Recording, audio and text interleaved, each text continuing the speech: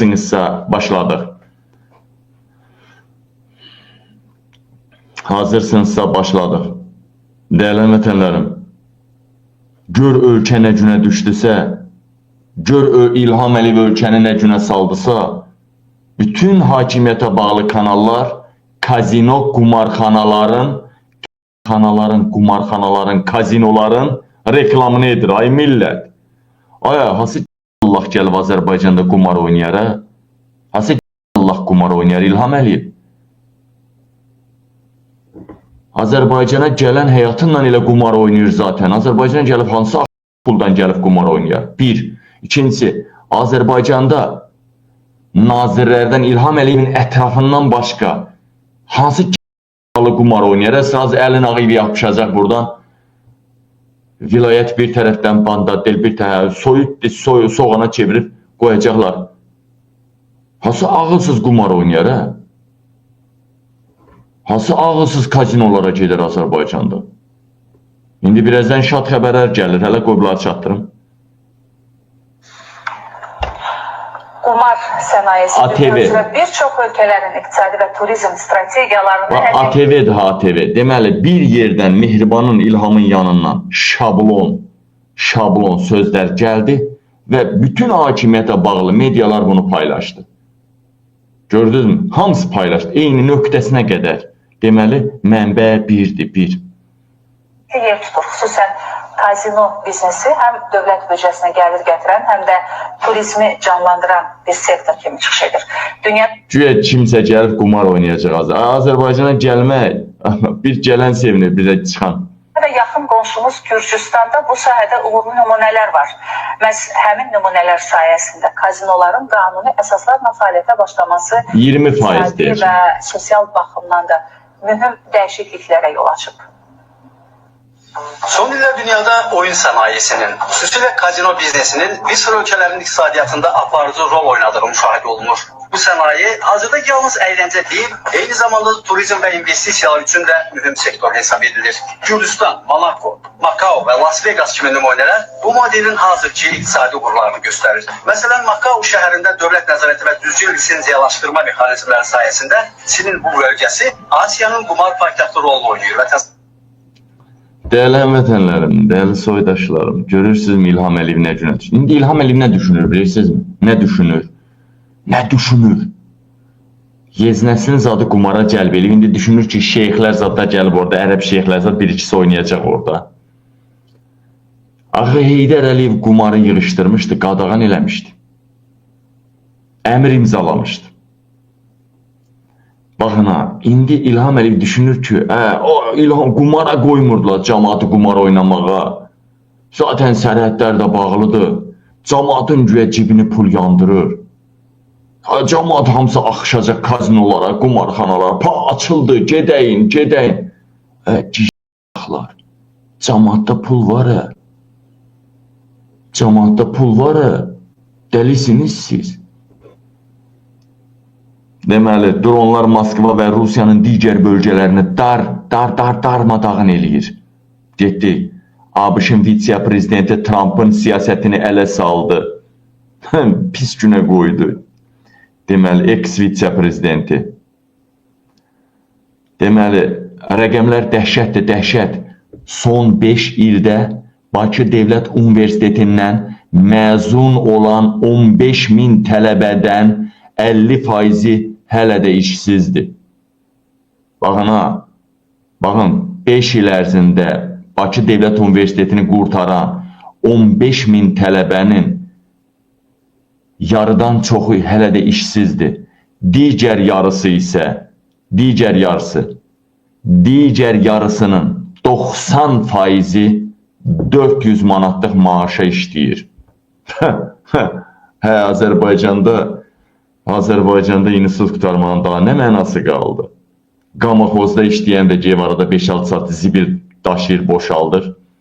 Elə o da 4 manat alır. İnstitut qutar o boyda 30-50 min pul tökünə. Kirələr, yemək, o birisi, semestrə. Sən də get, o qədər pul al. Daha nə poxa dərman oldu bu? Sonunda o 50%, Bakı Dövlət Universitetini qutaran 50% neyniyir? Hamısı taksivatlıq eləyir, manatlıq taksi. Azərbaycan hökumətinin təklifi ilə BMT-nin qaçqınlar üzrə Ali Komissarlığı Azərbaycanda fəaliyyətini dayandırdı. Bu barədə geniş danışacağım. Yəni BMT ilə əlaqələri get-gedə üzür İlham Əliyev, bu barədə sonra danışaq. Mərc, deməli, ikinci turdan gördü ki, partiyalar gəlməyib. İkinci turdan imtina elədi və zamanını gözlədi. Mərc, Almaniyanın kansleri seçildi Friedrich Merz və Almaniyaya uğurlar olsun.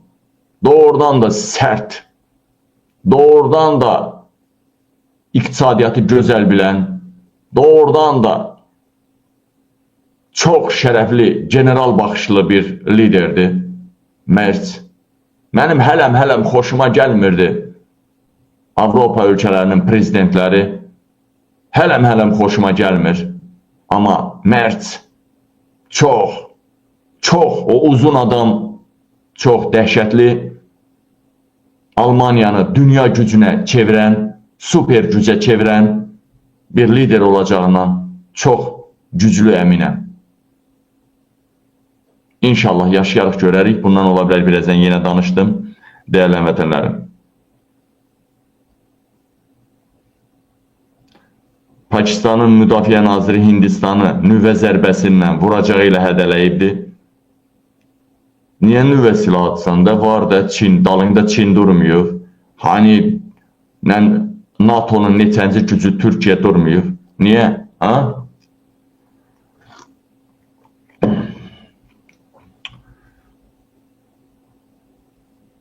Moskvada qələbə paradı arasında iştirak eləyəcək hərbiçilər arasında hələ də ermənilər görünməyibdir. Husilər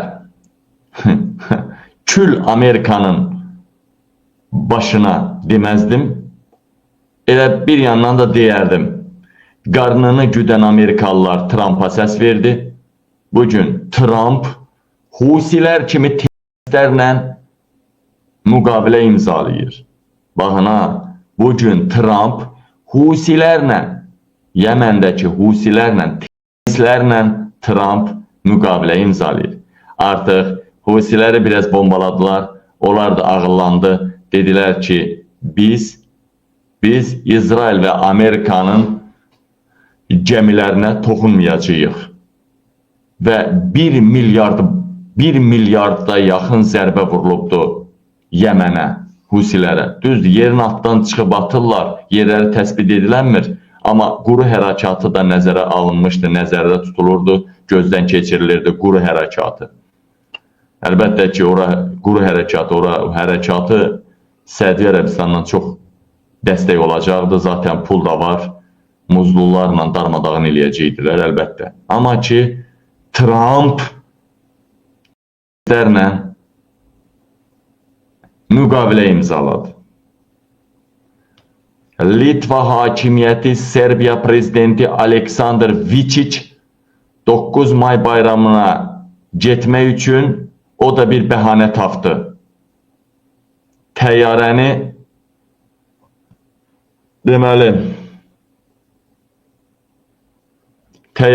Rusiyaya gedərkən hava məkanından buraxmayıblar. Hava məkanları bağlıdır. Gedə bilmərəm. Yaxşı bəhanədir. Rusiyalı kişi Putin, yəni bunun başını bırakın. Deməli,